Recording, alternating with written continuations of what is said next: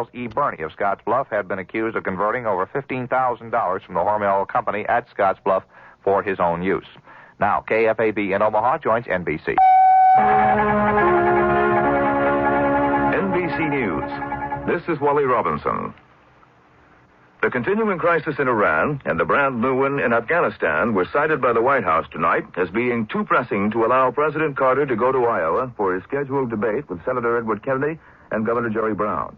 There has been a great deal of reaction to the move from Democrat and Republican candidate alike, and most of it is negative. The latest to comment is Tom Quinn, Jerry Brown's campaign manager. The president's decision is an insult to the people of Iowa and the entire nation. Mr. Carter has been making around 20 phone calls a day to Iowa politicians, and I personally find it difficult to believe that he can politic by telephone every night, but cannot find the time to appear face-to-face with his two opponents. Republican John Anderson of Illinois said the decision lends credence to the contention that the president is politicizing the Iranian situation in order to tighten his grip on the White House. The Kennedy forces are playing it more pragmatically. They offer to move the location of the debates and exclude any Iranian content if that would get the show on the road again. Sources say the Kennedy camp is very keen for the confrontation, feeling it's vital if their man is to get his flagging campaign moving again. More news after this. Tax breaks that may be in store for the 1980 election year. If you missed this major story, you haven't been reading the Wall Street Journal. And in today's economic turmoil, you can't afford to lose touch with what's happening in every phase of business.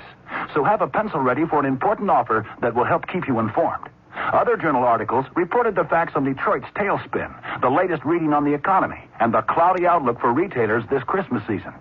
You would have read about the encouraging prediction about oil supplies and the bleak outlook for municipal financing in the state that started the tax revolt.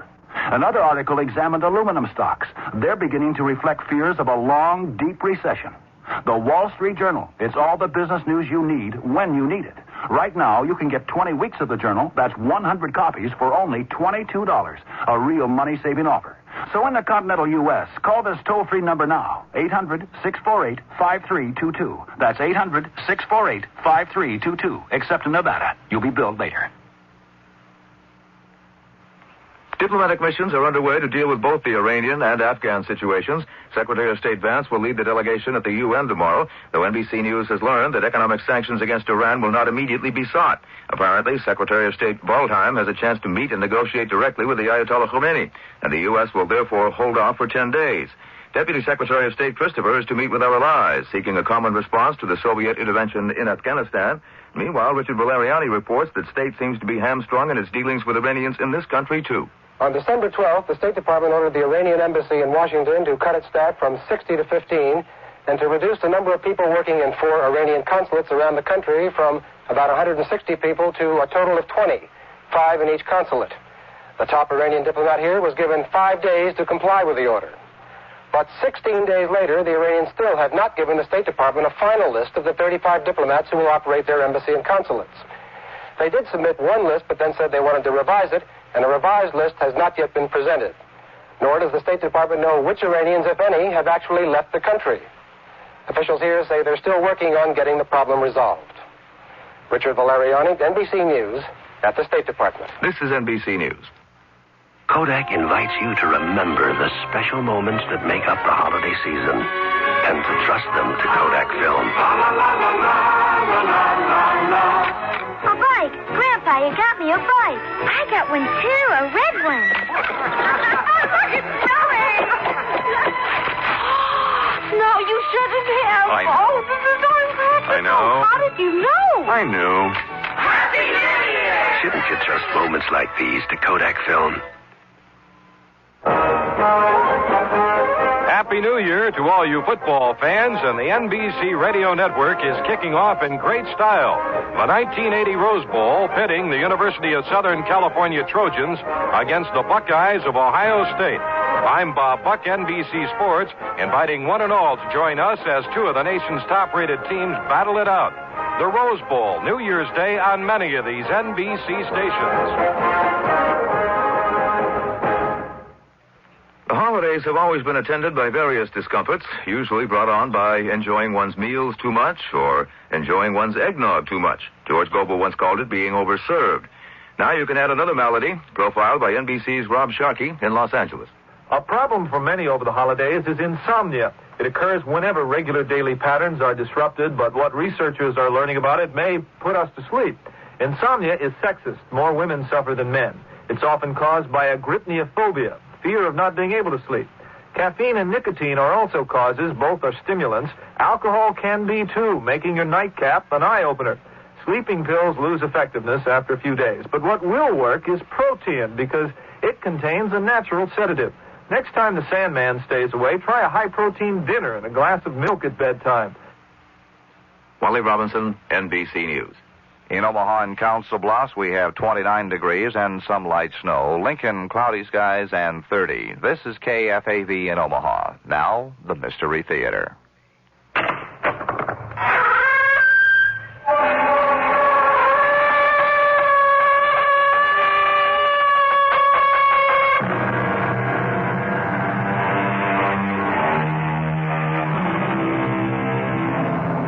Come in.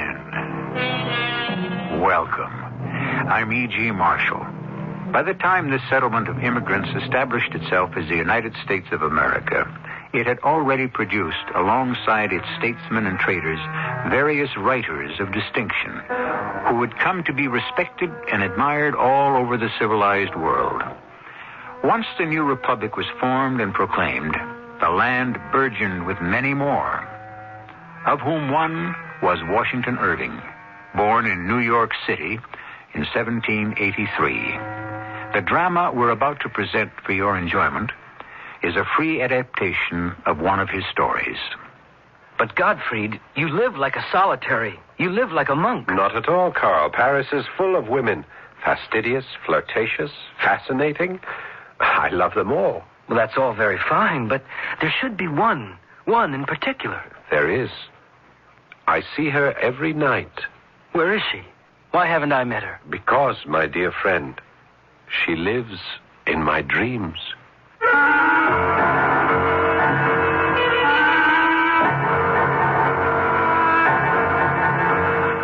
Our mystery drama, The Guillotine, was written especially for the Mystery Theater by Elspeth Eric and stars Paul Hecht.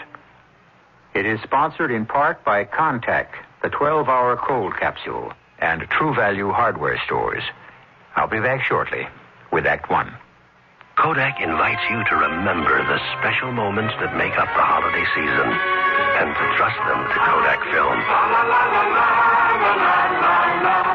A bike. Grandpa, you got me a bike. I got one, too, a red one.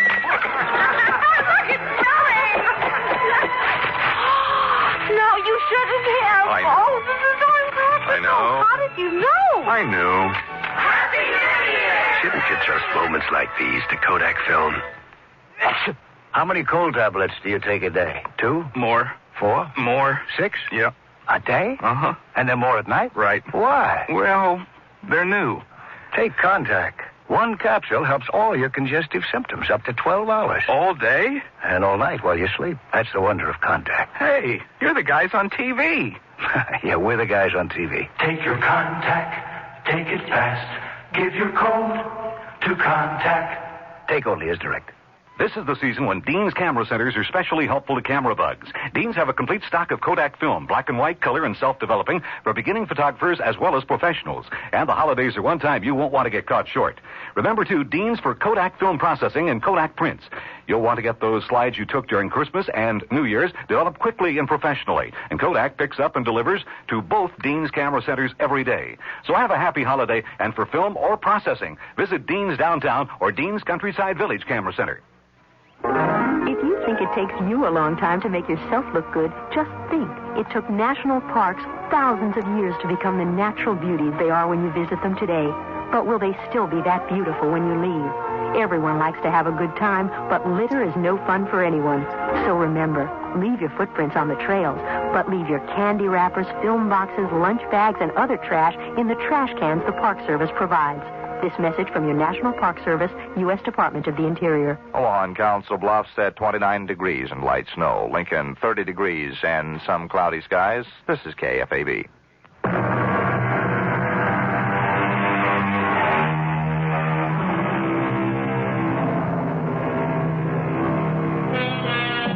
In 1825, a collection of short stories by Washington Irving was published under the title of Tales of a Traveler.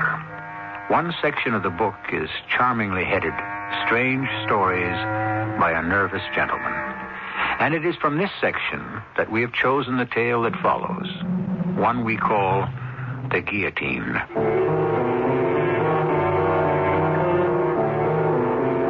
I am of a brooding and introspective nature. It has always been thus. It was never that I scorned the follies and the fripperies of this world. Indeed, I begrudged others their free and easy access to such vanities, their effortless enjoyment of them, with a profound and a scorching envy that was driving me to the very edge of my self-control. I felt about to howl with the torment of my incapacity. In my agony, I turned to the only friend I had, my fellow student, my compatriot, the sole human who had tolerated my intolerable moods without blame, without censure, without what surely would have finished me off, without abandoning me. Gottfried, my dear friend. Help me, Carl, help me. But of course, just tell me what I can do. I don't know. Is it money? Do you need money? Money. If it were only money. It is myself. My tortured, restless, squirming self that looks for rest and cannot find it. That searches for peace and watches it retreat with every step I take. Desperation tracks my heels when I walk the streets. Melancholy meets me at every corner. And gloom, deep, impenetrable gloom fills the house where I live. Gottfried, you are so much more clever than I. Clever? You call me clever? You shut yourself away from others. Oh, no, not from you. You are my link to life, my only tie to the real world about me. Then let me tell you straight out what I think. Your manner of living, your fevered absorption in your studies, your avoidance of the company of most men and all women... But I never know what to say to them. All these things combined, Gottfried, have impaired your health. You are haggard and pale. Your shoulders are bent. Your eyes have a look that is not quite of this world. Forgive me, my friend, if I speak roughly. No, you speak truly. But I think it is not alone your body that is failing. I think your imagination has become, forgive the word, diseased. Have I said too much?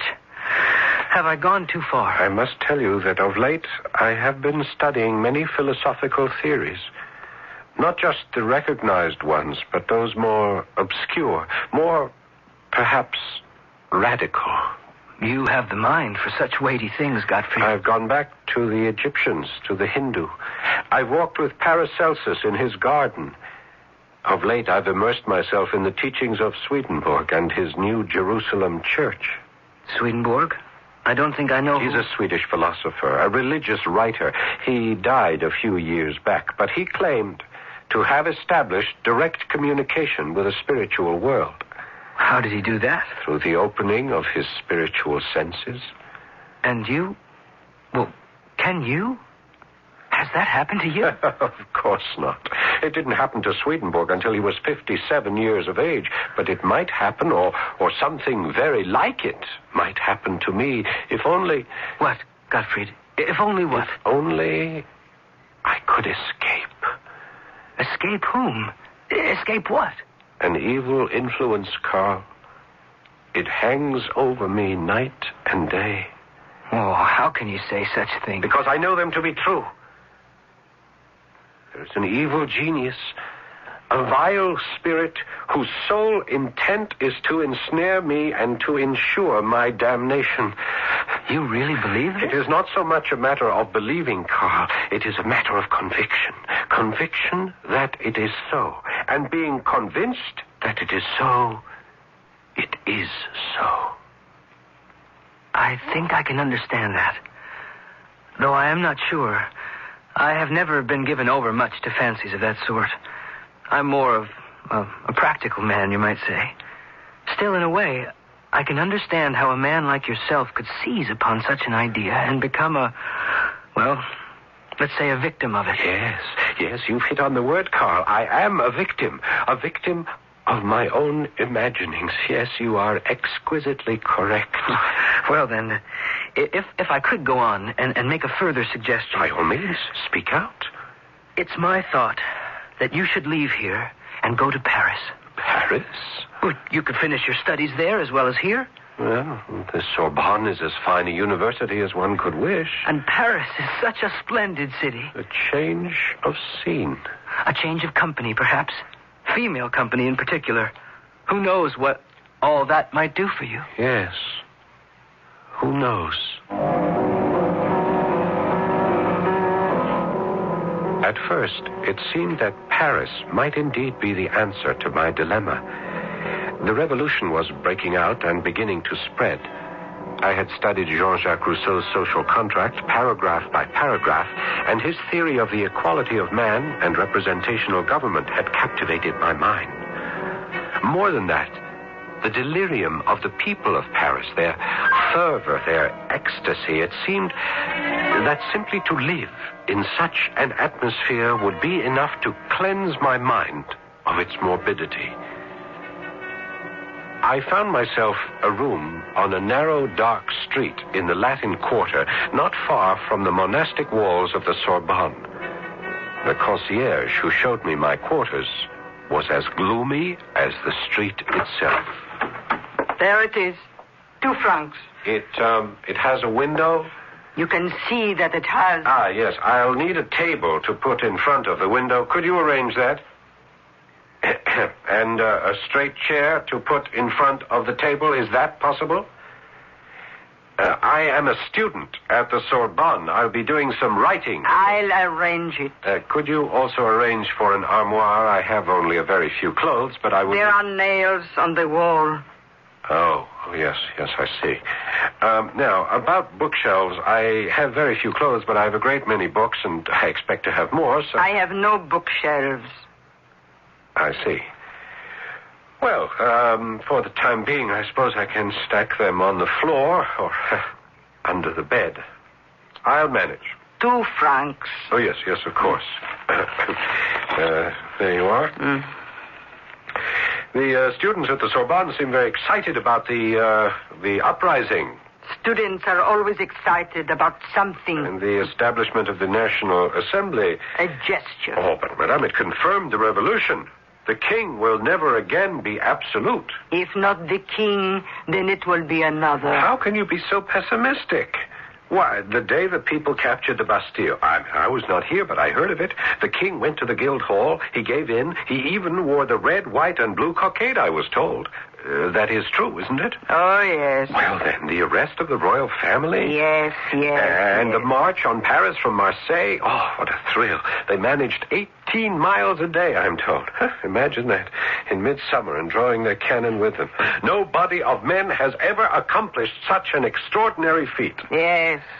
The king, the queen, the dauphin, all imprisoned in the tower of the temple. Oh, yes. And the establishment of the Committee of Public Safety. You approve? Well, how could I not approve, Madame, with the great Marat heading the committee? Marat is a madman. No, not mad. Oh, or if he is not quite sane, that is due to his ardent belief in equality and government by general consent. The massacres of September? More than 1,000 killed? Well, I know very little of that. You know very little of anything, monsieur. It's your youth, perhaps. I should be generous and call it that. Well, it's true. I'm young, but I'm not completely ignorant of the world and its ways. Not completely. You are. You are ignorant and you are arrogant. Madame, I must protest. Have you heard of a man called Robespierre? Yes, I've heard of him. He is idolized by the people. He will join the Committee of Public Safety before the year is out. And the king will lose his head. Yes, in January of 1793, King Louis XVI was guillotined. 6 months later, Robespierre joined the Committee of Public Safety. Hundreds upon hundreds passed before the Revolutionary Tribunal and were executed. Danton, the man I had idealized, was among the victims. So was Madame Elisabeth, sister to the king.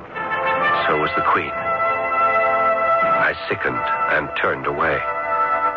The terror had begun, and I shrank from the sight of it. I spent the better part of my days in the libraries, those catacombs of departed authors, rummaging among their hoards of dusty and obsolete works in quest of food for my unhealthy appetite. I became, in a manner of speaking, a literary ghoul, feeding in the charnel house of decayed literature.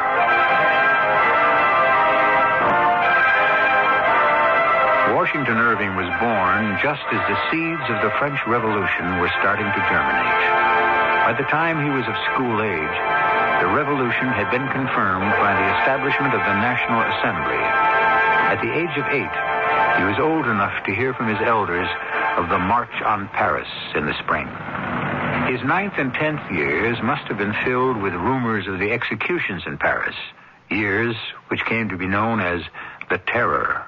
I'll be back shortly to continue with Act 2. The next time you want to do it yourself, be professional. Use a quality, skilled power tool from True Value hardware stores. Hi, Pat Summerall to suggest you get the skilled 7 1/4-inch circular saw designed for standard home use.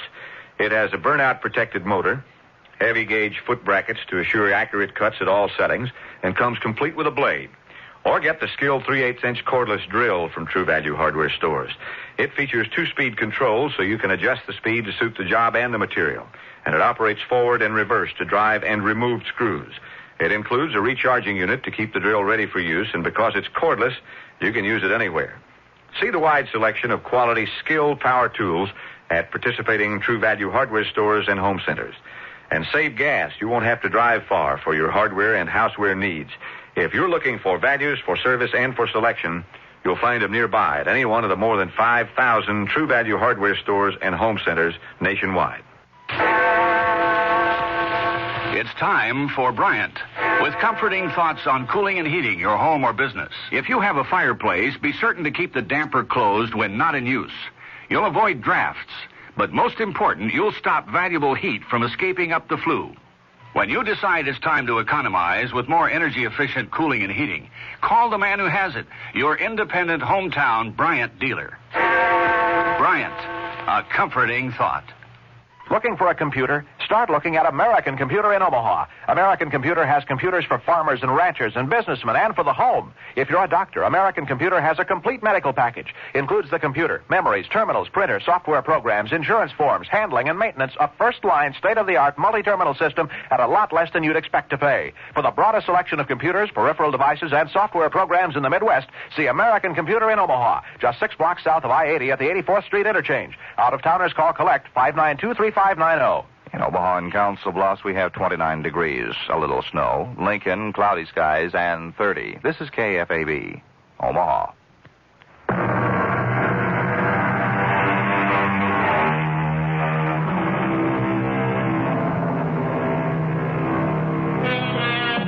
Washington Irving started out to become a lawyer, but his health was not robust. And, as was very much the habit with doctors of his time, he was advised to travel abroad and so build up his constitution. We shall never know what sort of lawyer he might have become, but we know for a certainty that he developed into a first-class writer.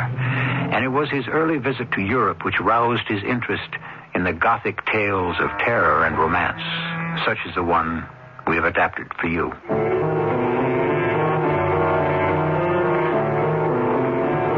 It would have been just as well had I never come to Paris. I was as lonely here as I had been at home, as incapable of establishing human contact as ever. I sank deeper and deeper into my studies of writers long deceased, and saw no one at all but the old crone who was concierge of the establishment where I had my cell-like chamber. Yes, who is it? Come in. Someone to see you. What? Me? Someone wishes to see me? So he says. Well, who is it? Didn't you ask him? He spoke as though he knew you from elsewhere, as though you were old friends. Carl? Did he say his name is Carl? I told you he didn't say. I didn't ask. Yes, of course. It's Carl. Who else could it be? What shall I say to him? Your friend, Carl. Well, ask him kindly to come up at once, if he will, or I'll come down. Anything at all. Tell him he's most welcome. Would you believe it? I was trembling all over. Clumsily, I tried to put the room into some kind of order. I kicked books under the bed. I scraped together papers and notebooks from my table and tried to stack them into a semblance of neatness. I patted the narrow little bed and drew the spread more evenly over its lumpy surface. I was scurrying about like the most frantic housewife when I heard Carl's voice from the doorway. It's only I, you know, Godfrey. Only you, Carl. Carl, come in, please. Sit down. Carl, I am so happy to see you. You don't know. You just don't know. I am happy that you are happy. To have someone to talk to, someone like you, someone who understands. I did not know till this very moment how much I have needed someone I could talk to open my heart to. Wait now. You mean there's been no one here in Paris? No one at all. I have spent my time at the Sorbonne, in the libraries, in the museums. But Gottfried, no one can live entirely within libraries and museums. Yes, I know. The moment I saw you standing there, I knew. It begins to look as though I gave you bad advice, counseling you to come to Paris. No. It was sound advice. At least it seemed to be at first. Paris seemed to be the tonic I was needing. At first, you say? Well, then what? Well, wait, I haven't offered you anything to drink. I must have a bottle of wine around here somewhere. Yes, here we are. Cheap sort, I'm afraid. Very ordinary Beaujolais. I'm sorry, I could go out. Godfrey, don't excite yourself. Think of whom you're speaking to. It's Carl, your friend. Think of all the evenings we shared a bottle of the cheapest wine and found it sufficient because of the pleasure of each other's company. Yes. Now, can't we open this bottle in the same spirit? Of course we can. Forgive me. My manners have grown coarse. It comes from being too much alone. There must be another glass somewhere around. I'm sure I had one. Oh, here we are. Now, Carl. Gottfried. To friendship. Our friendship. Yours and mine. You know, I am beginning to feel almost like a man again. Tell me what has brought you to this sorry state. The blood. I beg your pardon?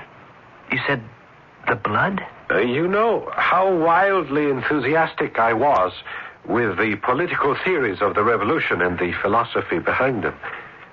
They seemed to open a vista of progress for mankind. A wide and open road down which we could travel toward the perfect state. You were always one to look for perfection. And why not? Why not? Oh, well, why were we put on earth if not to search for the perfect state? Are we supposed to wallow in the mediocre and pretend that it suffices? Roll about in filth and call it good? Is that our reason for being? Is that what we were created for in God's image? Dear friend, you must try not to excite yourself. Excite myself? It is enough to drive me mad. That the visions were all forsaken and the visionaries turned to killing. The dreams were trampled and the dreamers drowned themselves in blood.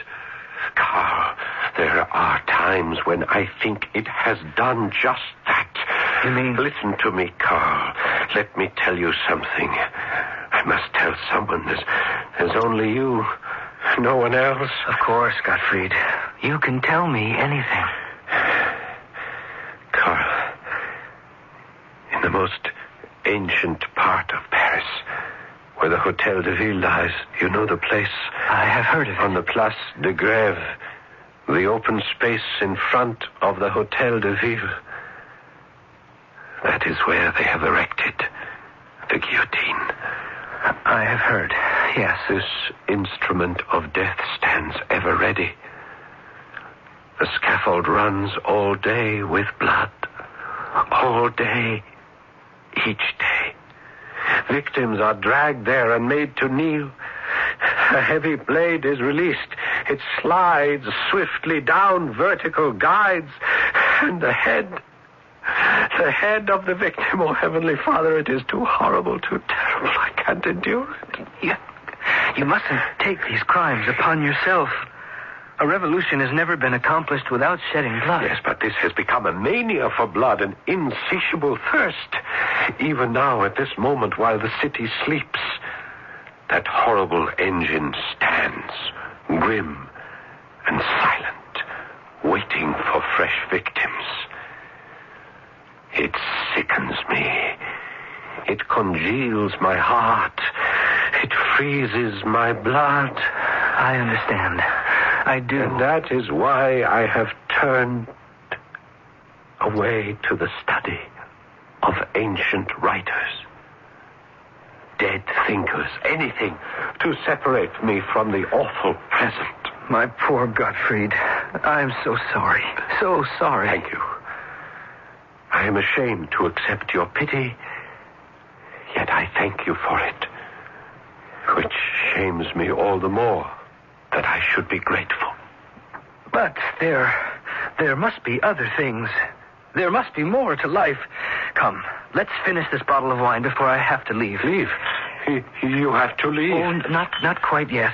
I can spend another quarter of an hour with you. A quarter of an hour? No more than that? I must take a train back at midnight. I had thought, I had hoped that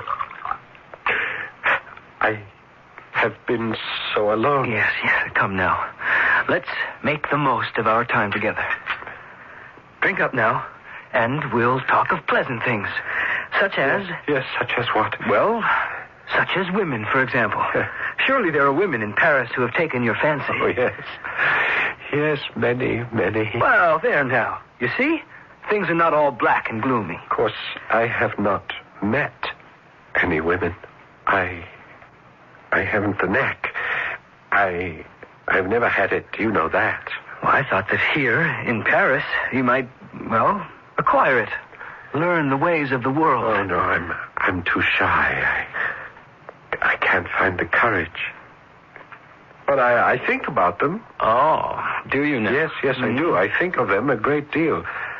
When I come back here to my lonely room, my cell, I think back in my mind to the delectable faces I have seen on the streets. You know what, Carl? No, what? In my reveries, in my dreams of them, they are even lovelier than they looked on the streets. What do you think of that? Do you mean to tell me that there isn't even one woman? One in particular? Just one? Oh, yes. Yes, there is one. One very particular one. Oh, that's better. Tell me about her. Tell you about her? How can I tell you about her? Well, start by telling me what she looks like. Yes. Well, her skin is very pale. Very, very pale.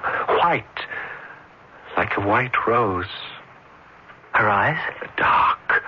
Dark and burning hot like sultry suns. Better and better. Her hair? A shade of red, I think. Well, you think? Yes. Her hair is reddish. Some might call it somber. But against the pallor of her skin... And her name? Her name? What about her name? Well, aren't you going to tell me the name of your lovely? She has no name. Why should she have a name? Gottfried, are you drunk? I have never given her a name. Why should I? She is my dream. You only dream of this woman? She's not real? She doesn't exist? She is real to me. She exists in my dreams. She lives in my thoughts by day. She haunts my dreams by night. Don't you understand? I love her. Oh, my poor friend. I shall always love her to the end of my days. So, you see, I am not quite as lonely as you thought. Not at all. Not lonely at all, because she is with me at all times. Yes, I see. I think I see. Dear friend, it is getting on for midnight, and I have a train to catch. Will you walk with me to the station? Of course I said I would, and I did. Though it was a stormy night, claps of thunder were rattling among the high houses of the narrow streets.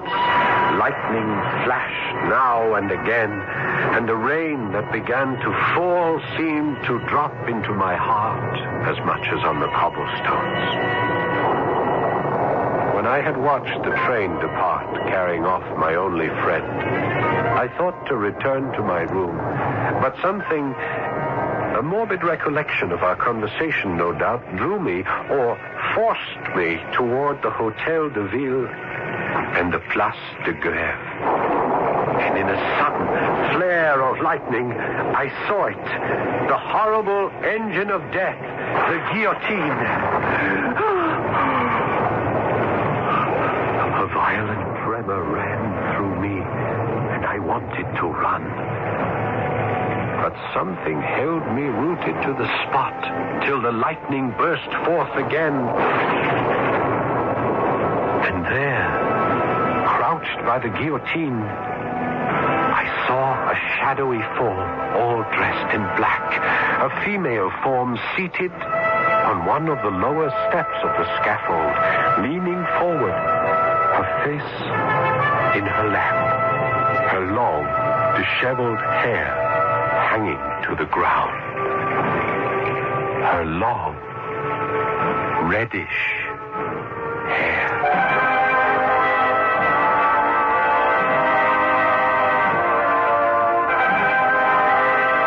You are listening to a tale of terror and romance, told in the Gothic style. So-called Gothic stories were enormously popular in the 19th century, and they have never wholly ceased to be in demand by the reading public, or for that matter, the viewing audience, or, as now, the listening one. It is good to remember that the Gothic romance was assisted into our world by a gentleman from New York, Mr. Washington Irving. I'll be back shortly with our concluding act. Hi, this is Michael Landon. I know pictures of your family are important, so when you get them developed, do what I do. Make sure Kodak paper is behind them. Just ask for Kodak paper for a good look. Kodak paper for a good look. Make sure you look for a store with a Kodak paper sign. The one that says, "We use Kodak paper," for a good look. And tell them Michael sent you. Just ask for Kodak paper for a good look. Kodak paper for a good look. Walter Cronkite, one of a kind, writing, editing, working with the superb CBS News team to gather and report the news. Let's tell them sales. The daily, constant pressure of being the best. And there's only one place you can find this anchor man, this editor, this team. Good evening. After strong but Cronkite and Company, only on the CBS Evening News. Monday through Friday on the CBS Television Network. They said it couldn't be written. The book that hit America like a runaway locomotive. The new Consumer Information Catalog. For the life of me, Foster, your obsession with that book escapes me. It's only a catalog. The book that's helping America find a better way to live. What do you find in that catalog? Something you could never give me, Lillian. More than 200 back-filled federal publications listed inside. Booklets on home and car repairs, weight control, keeping household records, and more. I read them all to be the man you want me to be. That's a lot of reading. The book you have to read from the Consumer Information Center of the U.S. Government. The new Consumer Information Catalog. It's free. Just write to Free Catalog, Pueblo, Colorado, 81009. That's Free Catalog, Pueblo, Colorado, 81009. Send for the book. Don't wait for the movie. Tomorrow night's Mystery Theater deals with a man who literally fought windmills. Hear the adventures of Don Quixote at 11:05 on KFAB.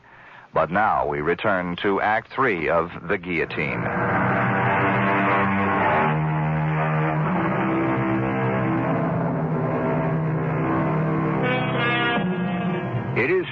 that Washington Irving was born in New York, but for reasons of health, he traveled extensively abroad and actually had living quarters for a time in the Alhambra, that centuries-old palace that still stands on a hill in Granada, a relic of the time when the Moors ruled a large part of Spain. In fact, you can go there today and see the very rooms he occupied. And if you are very careful and no one is looking, touch the keys of the spinet on which he played.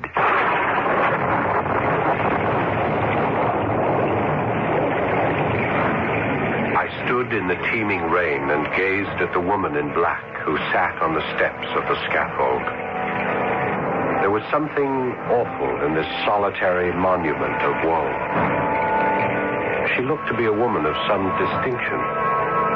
Who could it be but some poor mourner whom the dreadful axe had made desolate, who now sat here heartbroken on the strand of existence from which all that was dear to her had been launched into eternity.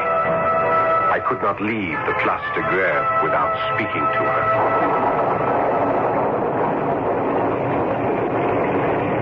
Madame, your pardon, Madame. I would not intrude upon your solitude, but neither can I pass by and leave you here alone. The storm, the hour of the night.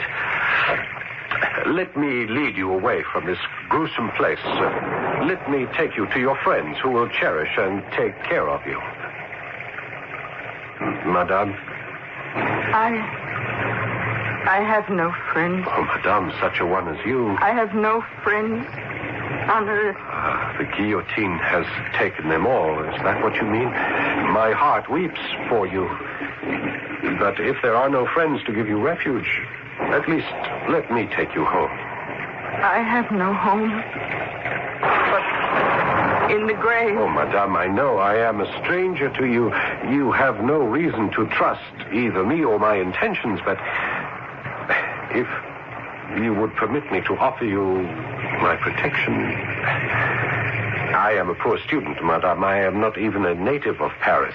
I live in the most humble hotel in the Latin Quarter. Such as it is, I would be honored, happy, if you would let me place my single room at your disposal on this most wretched of nights. You seem very kind. Very sincere. Thank you, Madame, for understanding. Then you will come with me? You will permit me to enlist as your protector? Monsieur, my fate lies in your hands.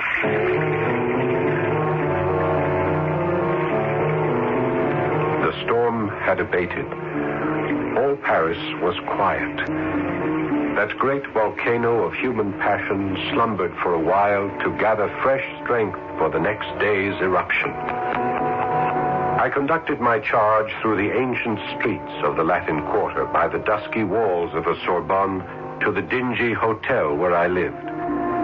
The hour was late, and I had to ring for the concierge.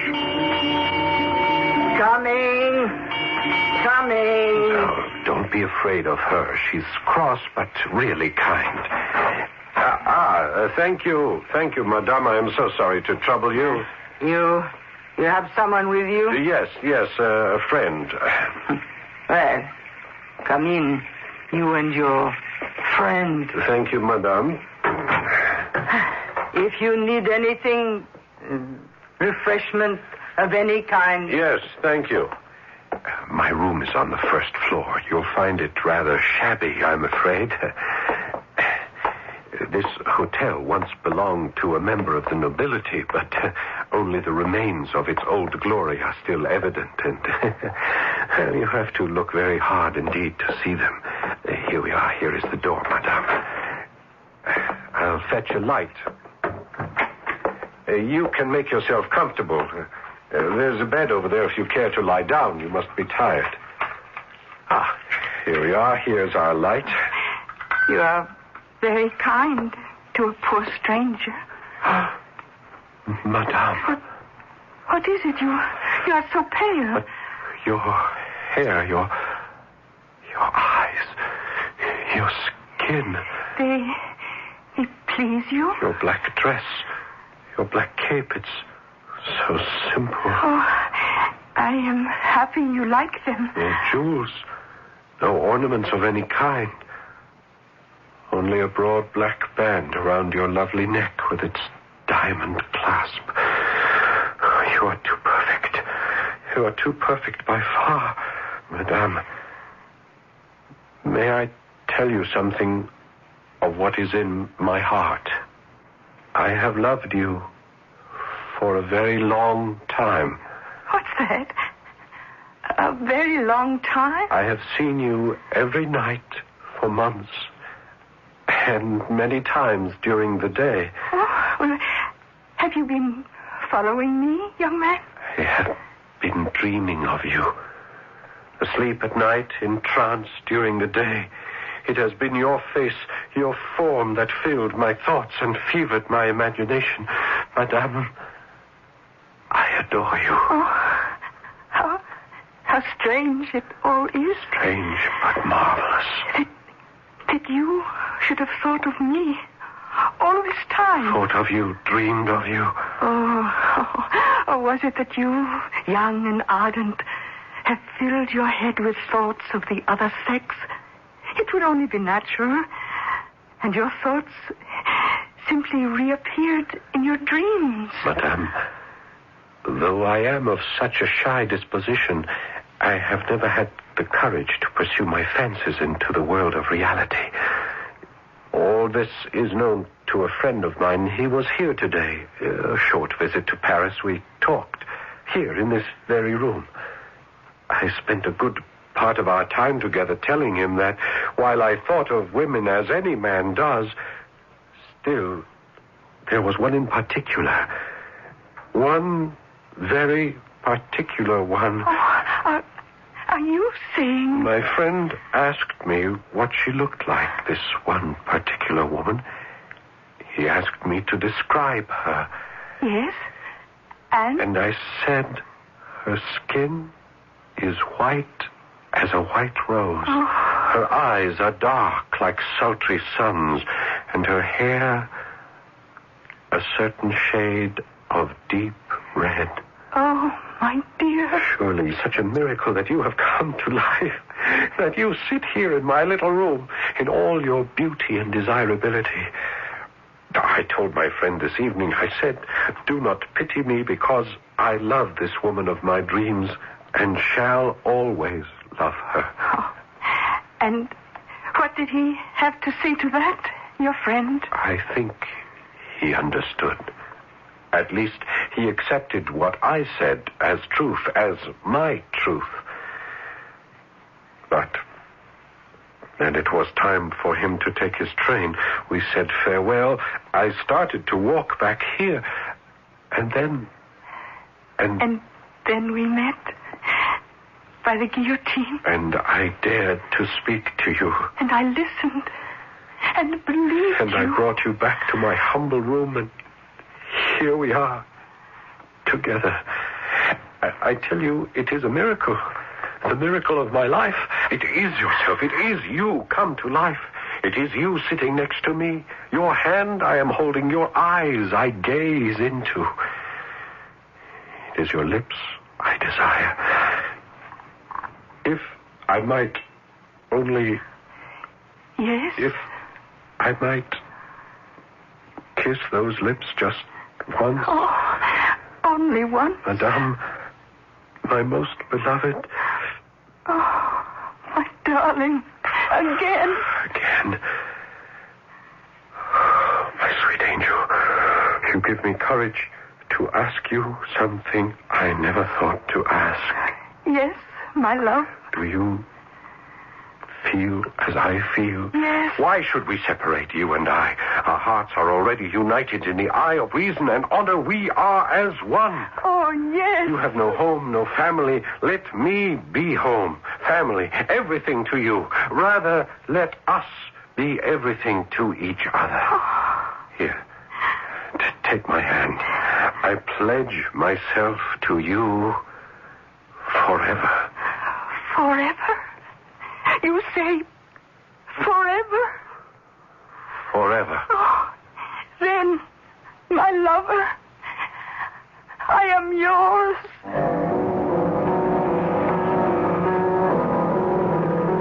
The next morning, in order not to disturb my beautiful sleeping bride, I crept cautiously and quietly from our bed, and as quietly dressed myself and went forth early in the day to look for larger quarters, since it was clear to me that my situation had so changed as to make the tiny student's room quite inappropriate. When I returned from my search, I stopped to speak to the concierge, who quite clearly was taking a certain enjoyment in my clandestine affair. Good morning, monsieur. Morning. Will you be wanting a small repast, you and the lady? A coffee, perhaps? A croissant? Yes, that would be very nice. Thank you. The lady has not asked for me. No, monsieur. Nor has she gone out. I've watched for her. No, she still sleeps in your room, I believe. Thank you. I'll be up in a moment with your coffee and croissant. Thank you so very much. We'll both appreciate that.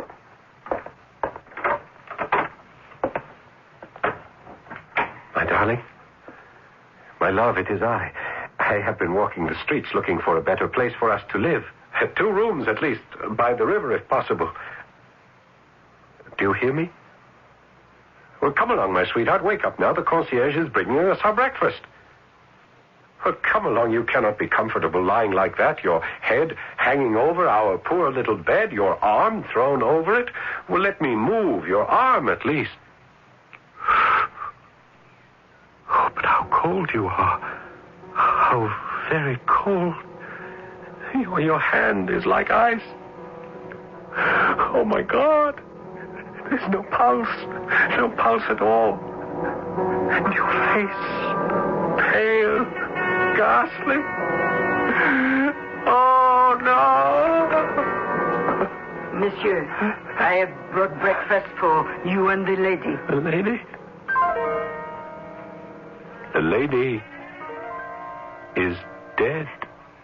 Dead? In my house? Police! I'm fetching the police! Police! The gendarme arrived in short order. He found me kneeling by the side of the bed, gazing in horror and dreadful fascination at the lifeless face of the woman I had loved for so long. The woman who had finally given herself to me in a pledge of a lifetime of love.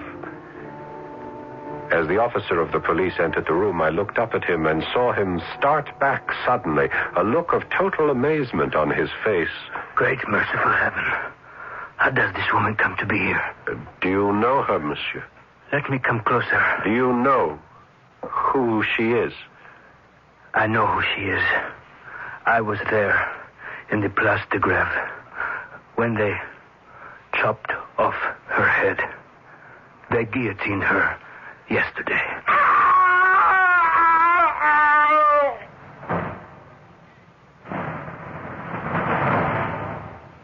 I hardly know how to tell you what happened then. The policeman leaned over and unfastened the black collar with a diamond clasp that encircled the neck of my beloved.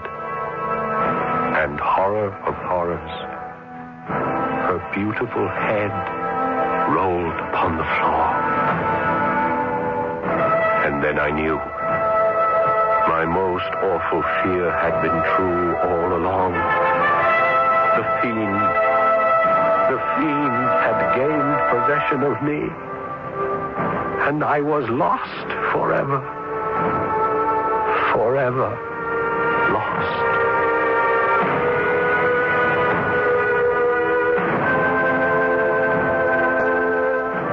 There is a postscript to this story, appended by Washington Irving, and I shall read it to you. Is this really a fact? Said the inquisitive listener. A fact not to be doubted, was the reply. I had it from the best authority. The student told it to me himself. I saw him in a madhouse at Paris. I'll be back shortly. It's June 1778, and we're at the desperate Battle of Monmouth. A legend is being born before my very eyes. A young woman volunteer, Molly Pitcher, is helping fire one of the American cannon. Can you talk to us, Molly? Are you kidding? With half of the British Army coming at us? Fire! Isn't this hard work for a woman? Hot and hard? Try cooking in a colonial kitchen sometime. Man or woman, we've all got to help our country. Today, thousands of women are volunteers who have joined National Guard and Reserve units. They are a vital part of our military manpower. And woman power. At only a fraction of the cost of equivalent active duty forces, over 300,000 employers have signed a statement of support encouraging employees to participate in Guard and Reserve training. Shouldn't you? Hey, you employers out there. Don't you know that when you help a volunteer help our country, you're helping yourself? If you haven't signed a statement of support yet, you should be ashamed. By employer support, Arlington, Virginia 22209. A public service on behalf of employer support of the Guard and Reserve and the Advertising Council.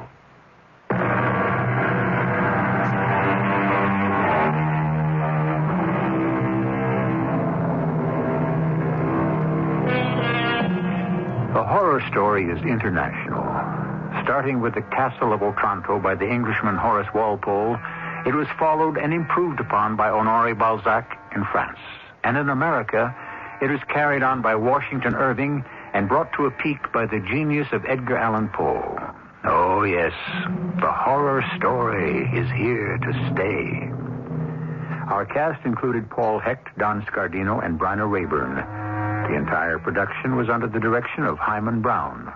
And now, a preview of our next tale. Oh, Rosinante, whoa! To me, to my poor ignorant eyes, I could have sworn they were windmills. If you are afraid, say your prayers. I'll meet them all alone. You stay here, Sancho. What are you up to, my lord? Stand your ground, you cowardly knaves!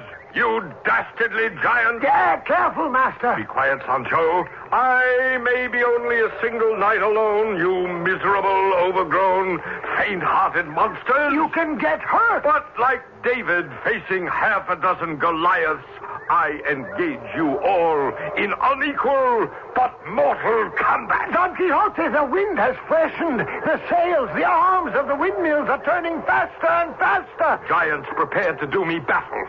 Like David, it is your death or mine. Radio Mystery Theater was sponsored in part by True Value Hardware Stores and Contact, the 12-hour cold capsule.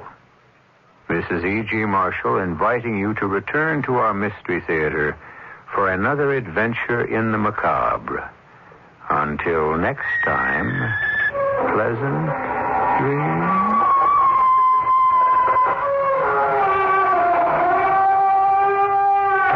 This is KFAB in Omaha.